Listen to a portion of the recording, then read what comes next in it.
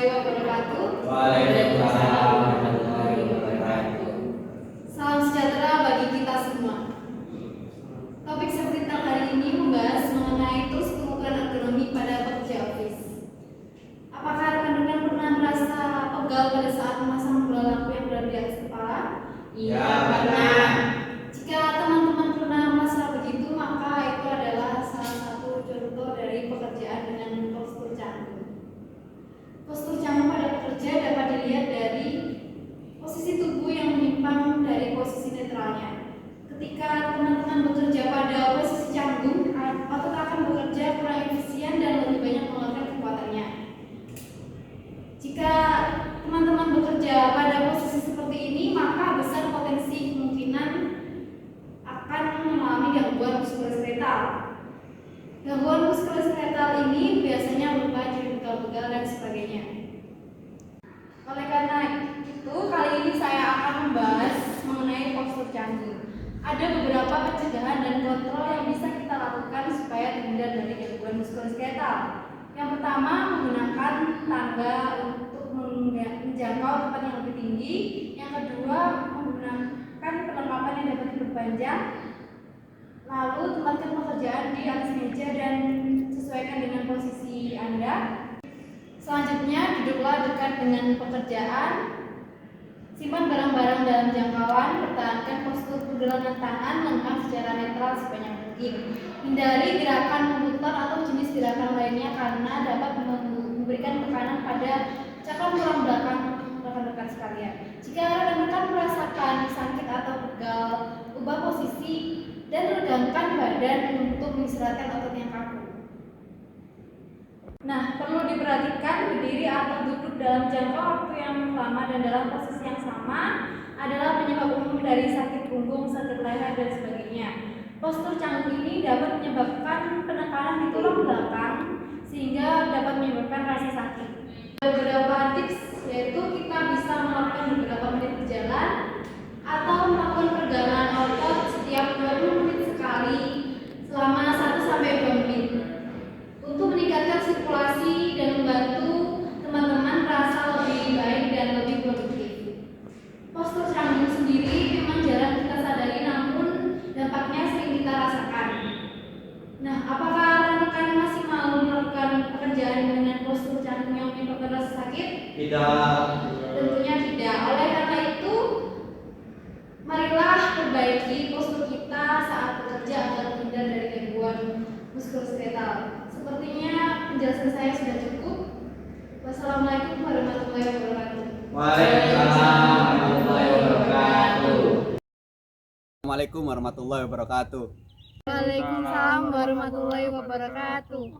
Selamat siang rekan-rekan semua yang semoga selalu dalam lindungan Allah Subhanahu wa taala. Alangkah baiknya sebelum memulai materi Safety Talk pada pagi hari ini, kita berdoa sesuai kepercayaan dan keyakinan masing-masing. Berdoa mulai. Materi Safety Talk pada siang hari ini yaitu tentang prosedur penggunaan APAR. Sebelumnya, apakah salah satu dari rekan-rekan bisa membantu saya mendemonstrasikan APAR ini? Ya, Pak. Ya, sini. Sebelumnya rekan-rekan di sini sudah pernah melakukan atau mendemonstrasikan penggunaan APAR baik di pelatihan maupun di kejadian yang langsung. Saya berdiri di sini untuk mengingatkan kembali bagi yang sudah pernah melakukan dan memberitahu bagi yang belum pernah melakukan tata cara penggunaan APAR. Pun langkah-langkah dalam penggunaan APAR yaitu dengan teknik pas. P yaitu pull atau tarik. Tarik pin ini pada samping tangkai APAR. Ini kalau ini dibuka bisa ditekan nanti. Aim, angkat dan arahkan. Angkat dan arahkan dengan badan yang sigap. Squeeze, tekan tuas untuk mengeluarkan isi APAR. Swing atau ayunkan. Ayunkan selang pada APAR dan arahkan api dari pangkal kiri ke pangkal kanan untuk memadamkan api. Demikian prosedur penggunaan APAR menggunakan teknik pas. Silakan Bapak kembali lagi. Terima kasih telah membantu saya mendemonstrasikan APAR. Nah, sekian materi Safety Talk pada siang hari ini mengenai prosedur penggunaan APAR. Wassalamualaikum warahmatullahi wabarakatuh. Waalaikumsalam warahmatullahi wabarakatuh. Waalaikumsalam warahmatullahi wabarakatuh. Waalaikumsalam warahmatullahi wabarakatuh. Pada pagi hari ini saya membawakan Safety Talk yang bertemakan tentang perilaku yang tidak aman. Perilaku yang tidak aman merupakan salah satu penyebab terjadinya kecelakaan. Tentu saja tidak ada di antara kita yang mengalami kecelakaan kerja. Oleh karena itu, sebaiknya kita memperhatikan setiap perilaku yang kita lakukan pada saat melakukan aktivitas kerja. Kecelakaan kerja tidak hanya terjadi kepada pekerja baru yang baru bekerja, tapi juga kepada semua pekerja baik yang berpengalaman maupun berpengalaman. Perilaku yang tidak aman ini umumnya diawali karena pekerja ingin memudahkan aktivitasnya dalam bekerja. Misalnya dalam sebuah kasus ada seorang pekerja quality yang ingin mengecek barang yang berada di atas yang tingginya 2 meter di atas lantai. Karena pekerja tersebut malas untuk menurunkan barang tersebut, pekerja tersebut memutuskan untuk menaiki fork yang terdapat pada forklift. Kemudian pekerja lain sebagai operator forklift mengangkat pekerja tersebut sehingga ia dapat mengecek barang yang ada di atas. Dalam kasus tersebut, perilaku yang dilakukan oleh pekerja quality tersebut dikategorikan sebagai perilaku yang tidak aman. Kemudian ada juga pekerja yang membantunya sebagai operator forklift juga melakukan tindakan yang tidak aman karena mengoperasikan forklift ketika ada pekerja lain di fork yang terdapat pada forklift. 2 kali atau 3 kali mungkin pekerja tersebut selamat. Mungkin tidak tahu saja pekerja tersebut tersebut. Oleh karena itu kita tidak perlu menunggu hingga kecelakaan tersebut terjadi. Sebaiknya dari awal kita menghindari perilaku yang tidak aman sebagai penyebab terjadinya kecelakaan kerja. Ada beberapa solusi. Yang pertama, hindari perilaku yang membahayakan diri sendiri maupun lingkungan sekitar dalam melakukan aktivitas kerja. Kedua, tegurlah rekan kerja pada saat dia melakukan perilaku yang tidak aman, karena lebih mudah menegur kerja daripada menguburkannya dari makanan. Yang ketiga, patuhi SOP yang ada. Jadi yang saya sampaikan pada kita pada pagi hari ini, semoga kita dapat bekerja dan pulang dengan selamat. Terima kasih. Wassalamualaikum warahmatullahi wabarakatuh. Warahmatullahi wabarakatuh. Selamat pagi semuanya. Pada pagi hari ini kita bertemu lagi dalam program Safety Talk seperti yang biasa kita laksanakan setiap paginya. Kita semua yang hadir di sini selalu diberi keselamatan, kesehatan serta keamanan pada saat kita bekerja. Nah, pada kesempatan kali ini saya akan mengangkat materi mengenai bagaimana sih akses area kerja yang aman itu. Nah, tapi sebelum itu, apa sih akses area kerja itu? Akses area kerja ialah jalan atau jalur yang disediakan sebagai lajur mobilisasi oleh pekerja, karyawan, maupun orang lain. Dalam kegiatan konstruksi, akses area kerja harus disediakan dengan rapi agar tidak mengganggu segala aktivitas sehingga perlu disiapkan dan ditentukan dengan baik. Terus gimana sih kalau akses area kerja tersebut kurang baik? Apa aja resiko yang bakal ditimbulkan?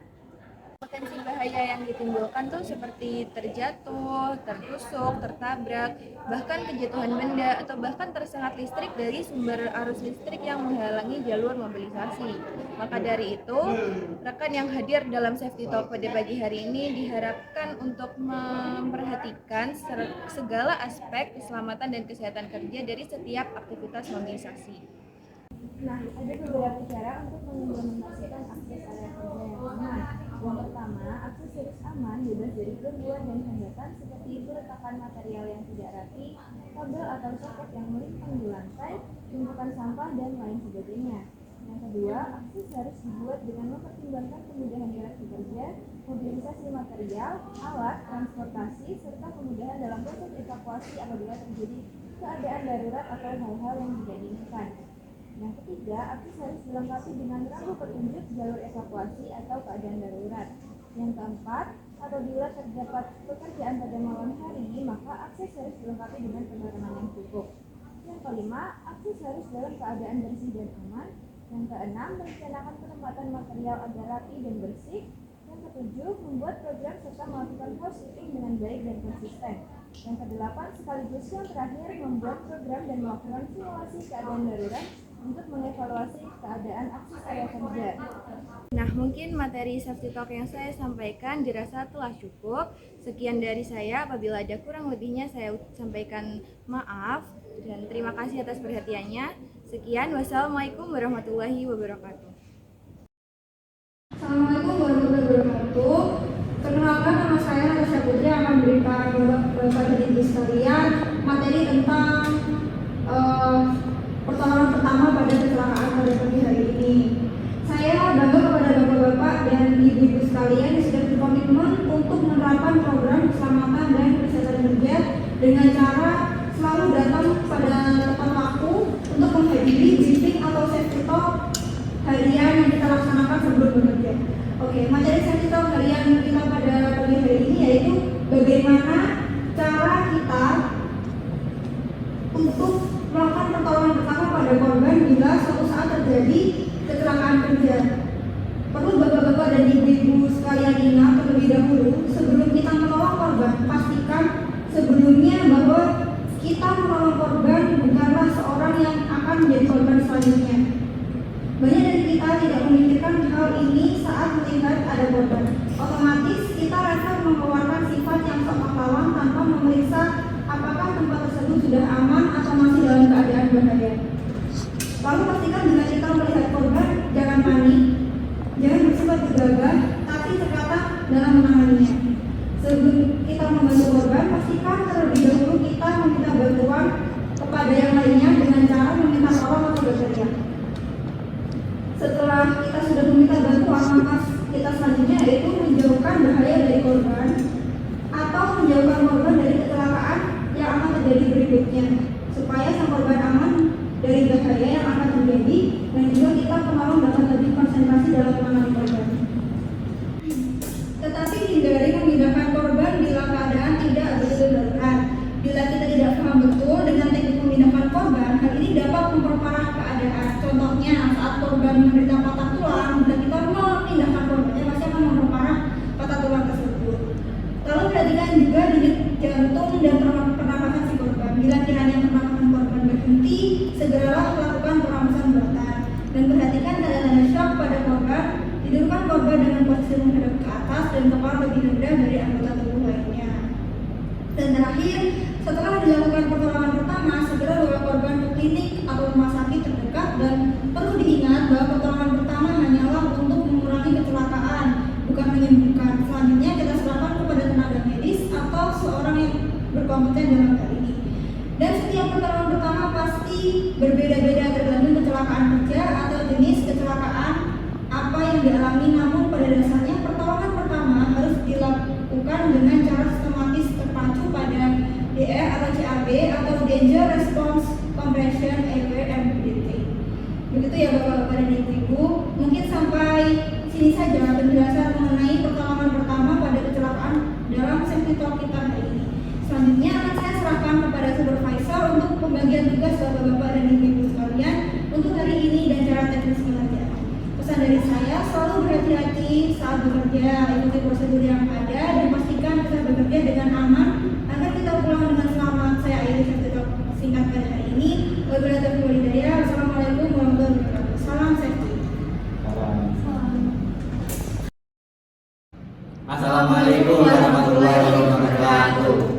Izinkan kami memperkenalkan diri. Saya Adik Zaris Anggoro sebagai ahli K3 mengusung tema prosedur penggunaan APAR. Perkenalkan, nama saya Widya Katasya Putri sebagai ahli K3 yang mengusung tema pertolongan pertama pada kecelakaan. Saya Adinda Ranisa sebagai ahli K3 mengusung tema akses area kerja yang aman. Saya Melani Azhara sebagai ahli K3 mengusung tema ekonomi pada pekerja office. Saya Pak Maulana sebagai ahli K3 mengusung tema perilaku tidak aman. Metode dan teknik komunikasi yang digunakan pada komunikasi tersebut adalah komunikasi verbal. Adapun metode dan teknik yang mendukung pada komunikasi tersebut diantaranya 1. Karena komunikasi disampaikan secara langsung, maka kesalahpahaman jarang terjadi. 2. Komunikan dapat segera memberikan umpan balik. 3. Tidak memakan waktu dan sederhana.